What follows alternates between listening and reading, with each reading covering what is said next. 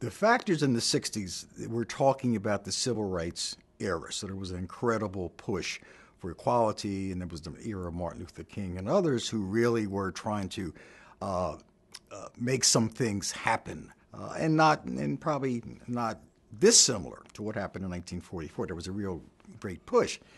The problem at that time, and I think there's an historic irony about that, because that was a time when people were reacting to the lack of jobs across this country, and that in the early 60s, late 60s, the riots. And people were angry all about the very same thing across urban communities. And in Philadelphia, particularly in north central Philadelphia, literally the community was burning down. Dr. Sullivan then said, well, there's got to be a more constructive way. And he went to major companies in Philadelphia and said, you can see that something's happening in this community. It's being burned down. People are angry. I need you, these companies, to open the doors of opportunity. He was rebuffed because, again, in the 60s, he could be rebuffed without necessarily there being any discernible retaliation towards these same companies. We don't have to do anything that you're asking us to do. What Reverend Sullivan then did, he went back to 400 ministers who had become his army of protesters, if you will.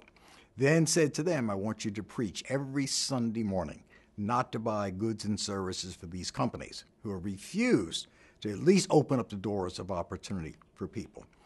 After a year of that, these same companies, because of enlightened self-interest, or more so because they now were seeing the financial impact of not being able to sell goods and services, particularly to the African American and Latino communities, in effect, it started to have an impact. So grudgingly, doors opened up.